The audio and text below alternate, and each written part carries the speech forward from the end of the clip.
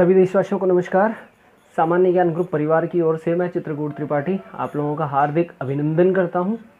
और आज हम ऊष्मा का थर्ड पार्ट लेके आए। छोटा सा पार्ट है, ज़्यादा बड़ा नहीं बना है। आज ऊष्मा के संचरण की विधियों का हम डिस्कशन करेंगे। और क्लास स्टार्ट करने से पहले मैं आप सब लोगों को हमेशा की तरह बोलता हूँ, वीडियो को लाइक, शेयर और सब्सक्राइब ज़रूर करें और बेल आइकन भी दबा दें, ठीक है। तो इससे क्या होगा कि आप लोगों को नई आने वाली सारी वीडियोस के जो थंबनेल वगैरह हैं, जो इन्फॉर्मेशन है, वो सारी की सारी मिल जाएगी। स्टार्ट करते हैं। आज की वीडियो में ऊष्मा के संचरण की बात हम करेंगे। ऊष्मा का संचरण की विधियां कितनी होती हैं? ऊष्मा के संचरण की 3 विधियां होती हैं। ये और देख लीजिए आप, ऊष्मा के संचरण की 3 विधियां होती हैं। पहली विधि क्या होती है? कन्वेक्शन, ठीक है, कन्वेक्शन। एक होती है कंडक्शन, कंडक्शन, और एक होती है रेडिएशन, रेडिएशन, ठीक है। Convection, conduction and radiation. ध्यान देने वाली बात है, ध्यान से सुनना आप लोग। कन्वेक्शन, इसको हम लोग हिंदी में संवहन कहते हैं, ठीक है। संवहन क्या होता है इसको देखते हैं।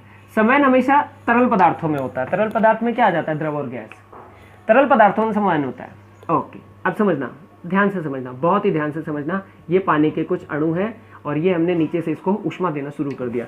ऊष्मा देना शुरू कर दिया तो ये देखो पानी का एक अणु है। ये अणु क्या करेगा? ऊष्मा ले लेगा, खुश हो जाएगा। खुश होकर आराम से नाचते हुए ऊपर जाएगा, ऊपर जाएगा। एक अणु उसको देख रहा होता है, कहता है हाँ भाई कहाँ से आ रहा है? ये कहता है नीचे से ऊष्मा लेके आ रहा हूँ। तो ये कहता है मुझे भी दे दे भाई। ये ऊष्मा अपने आप इसको दे देता है। ये भी खुश होकर नाचने लगता है। इसी तरह से दूसरा इसको देख रहा होता है, कहता है मैं भी लेके आता हूँ। ये ऊष्मा लेने नीचे जाता है, ये भी ऊष्मा लेके आता है, ऊष्मा लेके आता है, किसी और को देता है। ऐसे करके सारे अणु नीचे से ऊष्मा लेकर ऊपर घूमते रहते हैं, यादृच्छिक रूप से गति करते हुए ऊष्मा का स्थानांतरण अपने पदार्थों को, मतलब अपने अणु, बाद वाले अणुओं को, पड़ोसी अणुओं को कर देते हैं। मतलब ऊष्मा का स्थानांतरण करने के लिए खुद मूव करते हैं अणु, ठीक है। अब हम कंडक्शन को देखते हैं। कंडक्शन ठोस पदार्थों में होता है। आप सब लोगों को पता है ठोस पदार्थ के जो अणु है वो आपस में एक दूसरे से चिपके रहते हैं। ये बेचारे हिल ही नहीं पाते हैं, है ना। तो क्या होता है कि जैसे ही इसको ऊष्मा मिलती है तो ये अपनी ऊष्मा जल्दी से ट्रांसफर कर देता है दूसरे अपने भाई को।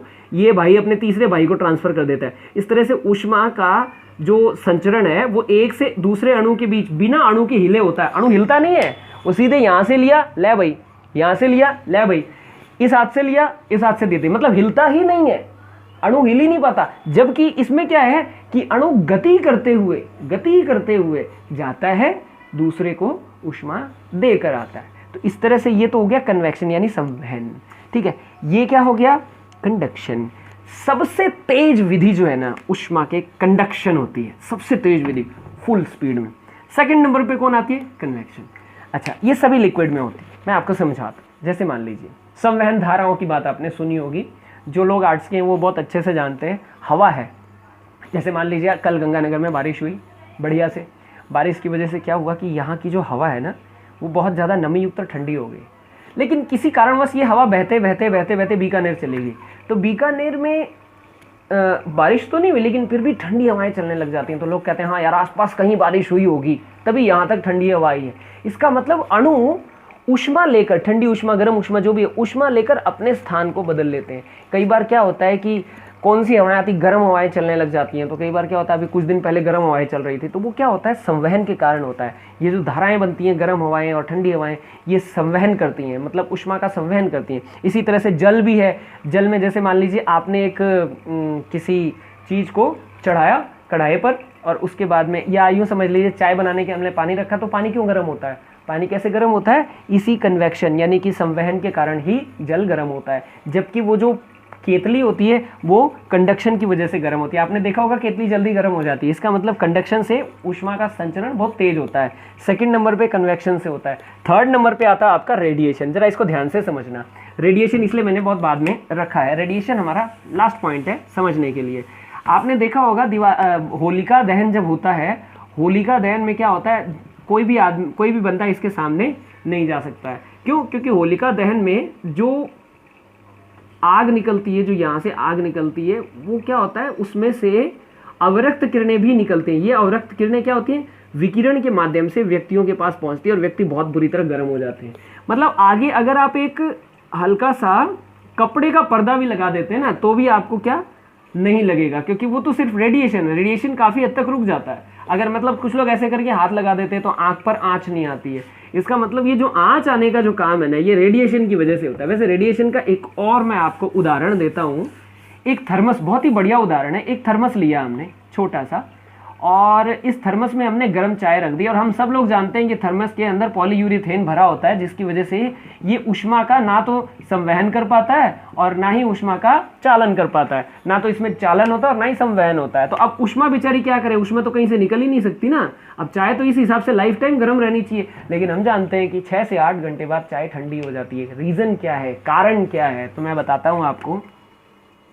जब ऊष्मा को निकलने का स्थान नहीं मिलता है तो ये जो सतह आपको दिखाई दे रही है ना, ये सतह गर्म होगी, क्योंकि अंदर तो चाय है, तो ये सतह क्या होगी, गर्म होगी।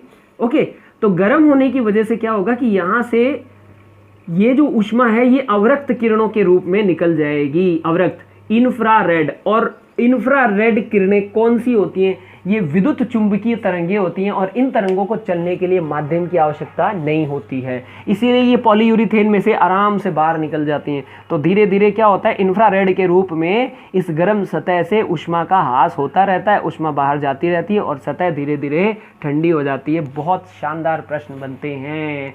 पहला प्रश्न क्या बनता है कि इंफ्रारेड किरणें कहाँ से निकलती हैं, जवाब है गर्म सतह से निकलती हैं स्वतः ही। कि इंफ्रारेड जो तरंगे होती हैं जब किसी में प्रवेश करती हैं तो क्या होती है, वो चीज़ गर्म हो जाती है, क्योंकि तो ऊष्मा वाली तरंगे होती हैं, ऊष्मीय किरणें, ऊष्मीय विकिरणों को ही इंफ्रारेड किरणें कह देती हैं। इसमें ये अपने वो जो मैंने आपको बताया था ना, अब हो सकता है फ्यूचर वाली क्लास में एक बार और मैं आपको इस चीज़ को रिवाइज कर दूं कि भाई जो प्रकाश का वो जो बैंड होता है, उस बैंड में ये इंफ्रारेड किरणें आती हैं, ये विद्युत चुंबकीय तरंगे होती है। इसका चाल भी 3 × 10⁸ मीटर प्रति सेकंड होती है। तो चलिए हम इसको थोड़ा सा और अच्छे से देखते हैं। एक और मैं आपको इससे जुड़ी हुई फैक्टफुल बात बताता हूँ। देखिए, ये हमारी पृथ्वी है। इस बात को अगर आपने समझ लिया ना, तो मेरे ख्याल से आज की क्लास सफल हो जाएगी। ये हमारी पृथ्वी है। ओके, अब सुनना ध्यान से, ये पृथ्वी की सतह है। अब दिन भर में तो सूरज इस सतह को बुरी तरह से क्या कर देता है, गर्म कर देता है, और जब ये दिन भर में गर्म हो जाती है तो गर्म होने के बाद में क्या होता है, आप खुद सोचिए। जब सतह बहुत ज़्यादा गर्म हो जाएगी तो सतह की गर्म होने के बाद में क्या होगा, अब इसमें से रात्रि काल में इंफ्रारेड रेडिएशन निकलेगा, इंफ्रारेड विकिरण निकलेगी, और ये विकिरण चली जाएगी आसमान में और धरती हमारी रात को ठंडी हो जाएगी। लेकिन आजकल क्या हो रहा है, आजकल बहुत ज़्यादा पॉल्यूशन होने की वजह से, बहुत ज़्यादा फॉसिल फ्यूल वगैरह जलाने की वजह से, बहुत ज़्यादा व्हीकल चलाने की वजह से, फैक्ट्रियों की वजह से क्या हो रहा है, आसपास बहुत सारा कार्बन डाइऑक्साइड की परत इकट्ठी हो गई है।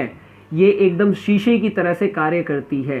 कैसे शीशे की तरह से कार्य करती है, अब दिन में तो पृथ्वी गर्म हो गई, लेकिन जैसे ये रात में ठंडी होने के लिए इंफ्रारेड किरणें छोड़ती है, तो ये इंफ्रारेड किरणें इससे टकराकर पुनः पृथ्वी के अंदर प्रवेश कर जाती हैं। पुनः पृथ्वी में प्रवेश करने की वजह से क्या होता है, पृथ्वी पूरी तरह से ठंडी नहीं होती है। इसी को हम लोग ग्रीन हाउस प्रभाव कहते हैं। ग्रीन हाउस प्रभाव में मुख्य कौन सी विकिरण होती है, इंफ्रारेड। अच्छा, ये प्रभाव आपको उस समय में दिखने लग जाता है, बादलों से घिरी हुई रात हमेशा गर्म होती है। मतलब अगर खूब सारे बादल हैं ना रात को, और मतलब गर्मियों का टाइम था आराम से, लेकिन रात को किसी हालत में बहुत सारे बादल हो गए, तो ये जो बादल होते हैं ना, ये भी यही काम करते हैं। लेकिन वो तो नेचुरल घटना है, ये हमारा आदमियों द्वारा बनाई हुई घटना है, जबकि वो नेचुरल घटना होती है। नेचुरल घटना में क्या होता है, वो बहुत क्षणिक समय के लिए होती है, जब तक बादल हैं तब तक। आपने देखा होगा बादल से भरी रातें हमेशा गर्म होती है। इसका रीज़न क्या है, उसमें भी यही ग्रीन हाउस प्रभाव होता है।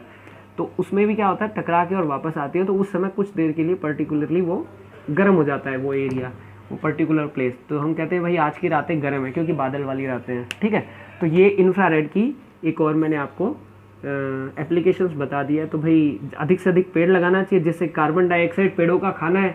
जब कार्बन डाइऑक्साइड अपना खाना खाने लग जाएंगे तो ये धीरे धीरे कम हो जाएगी और इंफ्रारेड किरणें निकलने लग जाएंगी। एक और नुकसान है, ये जो है इससे एक बहुत बड़ा नुकसान है जो आपका ग्रीन हाउस प्रभाव है। उससे क्या होगा, पृथ्वी का जो औसत तापमान बढ़ने लग जाएगा, तो जो बड़े बड़े ग्लेशियर है ना, ये ग्लेशियर पिघलने लग जाएंगे। इससे समुद्र का स्तर बढ़ेगा, समुद्र का स्तर बढ़ेगा तो बॉम्बे जैसी जो सिटी हैं वो अपने आप ही काल का ग्रास हो जाएंगे, सब डूब जाएगा अगर इसी तरह से बढ़ता रहा तो। वो डायनासोर वाली कहानी तो आपने सुनी होगी, डायनासोर का खात्मा कैसे हुआ था, ऊपर से कोई उल्का पिंड आया था, वो गिरा, उसके बाद में बहुत सारी गैसें बनी और अचानक से ग्रीन हाउस प्रभाव की वजह से पृथ्वी का तापमान बहुत बढ़ गया, जल के मर गए। मैं हमेशा से कहता हूँ प्रकृति की रक्षा अगर हम नहीं करेंगे ना, तो प्रकृति ऐसे करके फूंक मारेगी और सब उड़ जाएगा, सब खत्म हो जाएगा। भाई हम जिस घर में रहते हैं उसकी तो रक्षा करें। ये पर्यावरण हमारा वसुधैव कुटुंबकम है, ये हमारा एक घर है, संपूर्ण पर्यावरण। तो इसके लिए हमें रिड्यूस, रीयूज और रिसाइकल वाले सिद्धांत पे काम करना होगा। इसी के साथ आज मैं इस क्लास को विराम देता हूँ। तब तक के लिए